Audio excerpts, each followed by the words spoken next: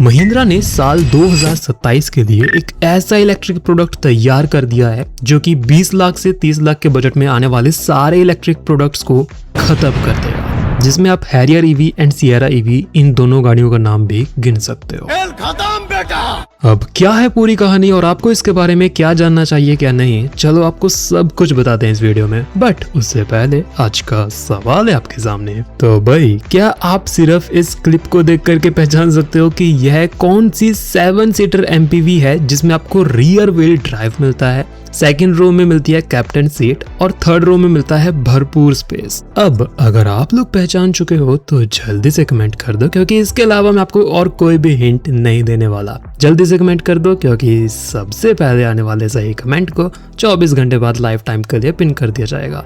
फिलहाल हम इस वीडियो को आगे कंटिन्यू करते हैं। तो मिलिए दोस्तों महिंद्राज BE07 से, जिसे आप महिंद्रा की आज तक की most premium, most luxurious, most tech loaded SUV का दर्जा भी दे सकते हो, जिसे महिंद्रा BE6 से ऊपर और XEV9e से नीचे रखने वाला है। तो इस हिसाब से इस गाड़ी की प्राइसिंग एंड डायमेंशंस भी डिसाइड किए गए हैं। और इन सब चीजों का थोड़ा ज्यादा बेहतर आइडिया लगाने के लिए हम ये कुछ स्पाई शॉट्स देख सकते हैं, जहां पर 2 गाड़ियां एक साथ टेस्टिंग के दौरान स्पॉट की गई है, जिसमें पहली कार के लुक्स कुछ ऐसे नजर आ रहे हैं। You can see the most clear view of the front fascia, जो कि थोड़ा ज्यादा रिजेंबल होता हुआ नजर आ रहा है कंपेयर टू द BE6। कुछ वैसा ही बोनट नजर आ रहा है with same scoop for the better aerodynamics. Front headlamps जो हैं एकदम स्लिम ट्रिम से रखे गए हैं एज लाइक BE6।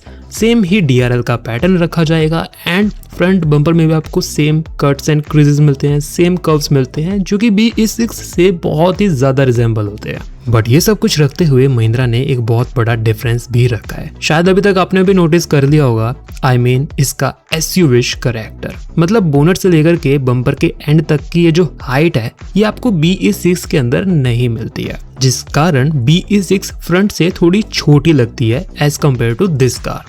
अब क्योंकि ये गाड़ी BE6 से ऊपर रखी जा रही है तो एसयूविश करैक्टर होना तो बनता है।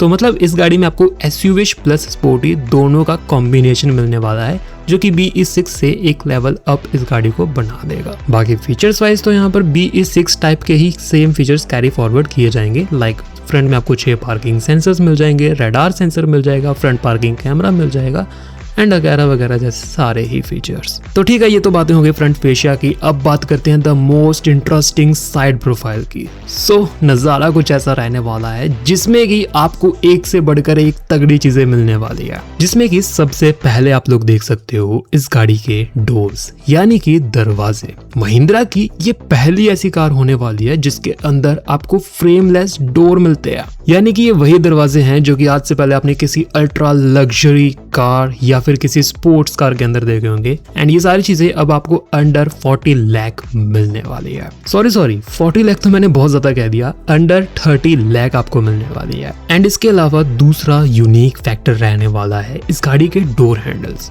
अभी तक महिंद्रा अपनी बहुत सी गाड़ियों के अंदर flush type door handles offer कर चुके हैं, बट इस गाड़ी के जो फ्लश डोर हैंडल्स होने वाले हैं वो थोड़े ज्यादा यूनिक रहेंगे, क्योंकि BE7 के अंदर Mahindra range rover styled door handles offer करने वाले हैं, जिसका फंक्शन कुछ ऐसा रहने वाला है। फॉर एग्जांपल आप इस वाली वीडियो को देख सकते हो, ये पूरे तरीके से बाहर आते हैं, जो कि किसी भी मॉडल के अंदर मैन्युअली ऑपरेट नहीं होते हैं। तो अगर महिंद्रा एग्जैक्टली ये वाले डोर हैंडल्स अपनी इस गाड़ी के अंदर ऑफर करेंगे तो बेस मॉडल से आपको as standard electric flush door handles offer किए जाने वाले हैं। That's a bold unique factor of this car. इसके अलावा ओवरऑल आप इस गाड़ी की स्टाइलिंग देखते हो तो आपको स्ट्रेट सी रूफ मिलती है, कोई कूपेश डिजाइन नहीं है। सो BE6 या फिर XEV9e के कंपैरेटिव आपको यहाँ पर ज्यादा बेटर हेडरूम मिलने वाला है एंड सेकंड रो में भी आपको बेटर स्पेस मिल जाएगा कंपेयर टू BE6। अब क्योंकि इस गाड़ी का डायरेक्ट कंपैरिजन हैरियर ईवी के साथ होने वाला है, तो इस गाड़ी का जो व्हील बेस है वो भी आपको एक्सटेंडेड ही मिलेगा।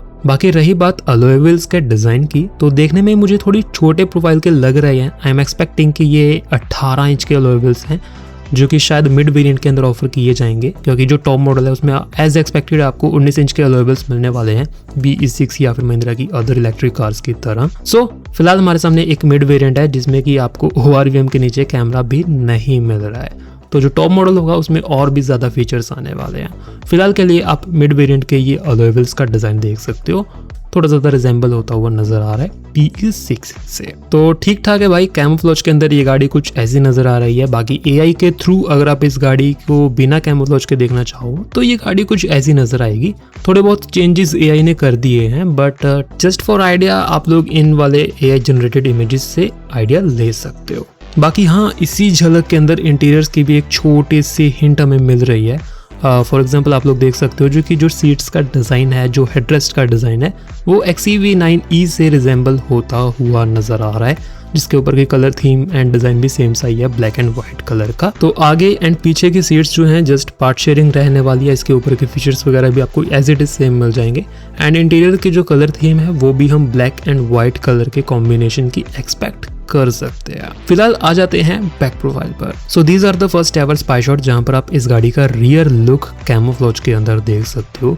एंड अपना पॉइंट ऑफ व्यू बताऊं तो भाई देखने में गाड़ी काफी बड़ी बड़ी सी लग रही है एंड पता नहीं क्यों मुझे इसे देख करके रेंज रोवर की थोड़ी सी याद आ रही है। मतलब वो जो पुराने वाली रेंज रोवर नहीं आती थी जेडी सिद्धू बाई द कोर्सी, कुछ वैसे सी डिजाइनिंग की याद दिला रही है। खैर, अगर हम इन वाले स्पाई शॉट्स को थोड़ा डिटेल में एनालाइज करें तो रियर का जो ग्लास है उसका एरिया काफी कम रखा है एंड ये थोड़ा ज्यादा स्लैंटेड भी है, लाइक फ्रॉन्क्स या फिर एक कूपे कार की तरह, तो थोड़ी दिक्कत हो सकती है। बाकी ओवरऑल जो टेल गेट है ये काफी बड़ी सारी नजर आ रही है क्योंकि इसके ऊपर आपको कनेक्टेड टेल लैंप्स मिलने वाले हैं इसके कॉन्सेप्ट की तरह। आई मीन फंक्शनली तो वो कनेक्ट नहीं होंगे बट थोड़ा सा कनेक्टिविटी टाइप का आपको इल्यूजन यहाँ से होने वाला है।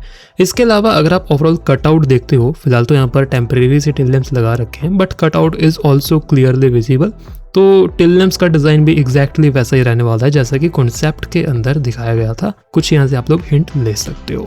इसके अलावा जो रियर का ग्लास है इस पे आपको किसी भी टाइप का रियर वाइपर या फिर वॉशर नजर नहीं आ रहा होगा क्योंकि ये थोड़ा स्लैंटेड सा डिजाइन है। सो इस टाइप के डिजाइनिंग के अंदर जरूरत नहीं भी पड़ती तो आपको ऑफर नहीं किया जाएगा। फिर अगर आप सबसे नीचे की तरफ देखोगे तो रियर बम्पर का जो एरिया है वो ठीक ठाक सा रखा गया है एंड इसके ऊपर पार्किंग सेंसर्स काफी हद तक नजर आ रहे हैं। तो पीछे की तरफ भी आपको 6 पार्किंग सेंसर्स एज कंफर्म्ड मिलने वाले हैं। तो बस ओवरऑल मोटा मोटी तो यही कुछ जानकारी थी इसके बैक प्रोफाइल के रिगार्डिंग। बाकी इन फ्यूचर अगर इस पूरी गाड़ी के रिगार्डिंग कोई भी नए अपडेट्स आते हैं तो आपको इस चैनल पर इन्फॉर्म कर दिया जाएगा। बाकी तब तक के लिए थोड़ा सा इंतजार करना पड़ेगा। मिलते हैं आपसे कल एक नए कंटेंट के साथ। तब तक के लिए bye bye, tata, see you. जाने से पहले लाइक एंड सब्सक्राइब भी कर सकते हो अगर चाहो तो।